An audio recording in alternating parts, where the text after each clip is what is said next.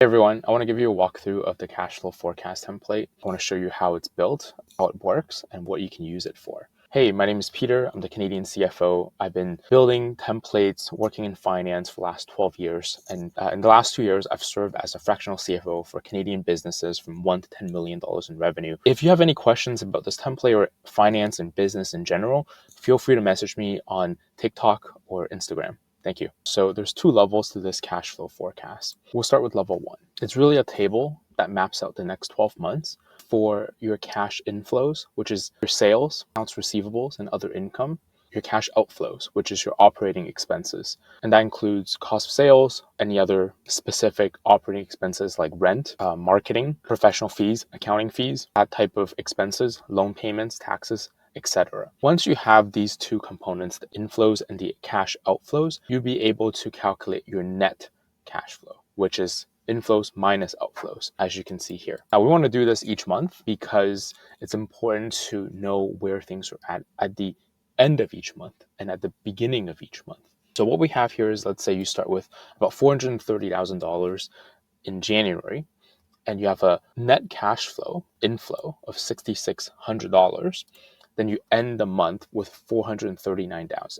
Now this gets automatically added to February, and based on February's results, it keeps on going. So now what you can see is there's one down month where you have a negative cash flow of $100.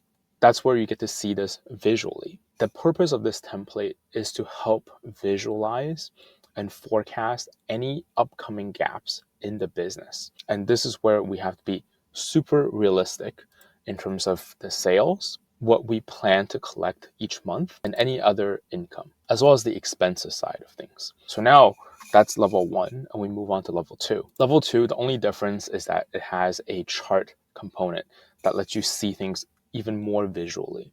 Okay, so you can replace all of the figures here in the table with your real numbers, and the chart will automatically populate. The way that this is built is using what we call a calculation table. Calculation table, it's already set up. It's taking the information within the table of level two, cash sales and cash inflows, row 15, so D15, that's where the information is coming from. And that's what's driving this table. So in order for you to update the chart, all you have to do is update the numbers in here in the main table, and the chart will be reflected. Same with the outflows. Same concept. The only difference with the net cash flow is that I've had to set up a positive and negative number, right? So it's a if formula that shows if the cash flow is positive, put in the positive column. If not, leave it blank. Formula for the negative is if it's not negative, put it blank. If it's negative, put a number here.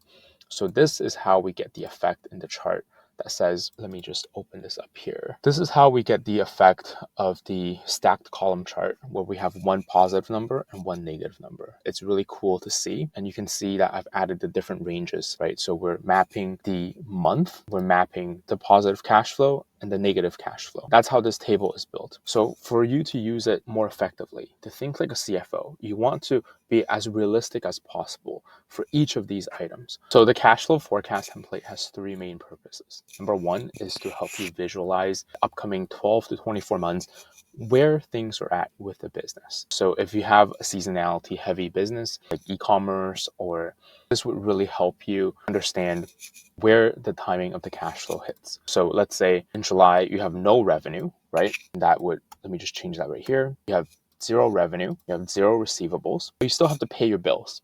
So you've got operating expenses such as rent. You've got some accounts payable that's from the previous months. And this is where you can see negative cash flow and the impact to your business. So for example, in July, you started with 450,000. You ended below that. And by October, you're at 400,000. Now, this could be an unplanned event, right? So make sure you have enough cash in the bank to weather the storm. So that's number one. Number two is actually to help manage a lot of the strategic decisions. So once you get a sense of how much cash flow you have, how much cash you have in the bank, how much is coming in, how much is coming out, you'll be able to, let's say you're getting a lot of volume in summer, so June, July, but you're not getting enough volume in the fall. This is where you might have to make certain decisions, such as letting go of your seasonal workers, cutting down on certain expenses, right? Dialing things back, reducing payments, reducing vendors. That's where you need to continue to monitor. And I would suggest updating this template on a monthly basis.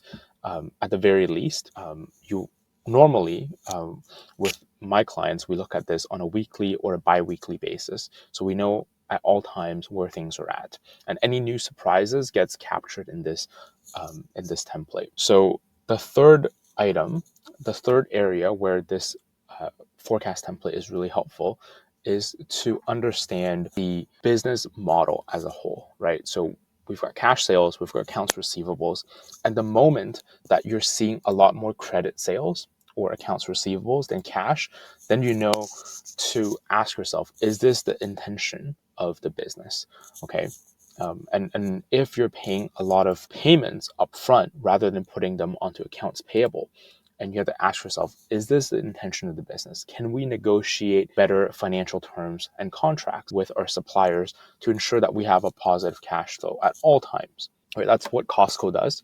They have a net 90. That means they pay their suppliers in 90 days or 120 days in some cases. So they always have a positive cash flow. They sell the goods first, they make the money, and then they pay their vendors. With smaller vendors, you won't have that negotiating power. So it's really up to you to know which dials to turn and which conversations to push. So we start the year with 430,000. We end the year with 443,000. That's all good. We do have a couple of negative months. So the outcome here, or the understanding here, is to make sure that we have enough cash to weather the storm. And that's going to be really important for any business, especially now with the turbulent sense of tariffs and economic uncertainty. It's really important to have that extra runway that you have in the bank, so you don't have to worry about business shutdowns or layoffs or things like that. So I hope you found this helpful.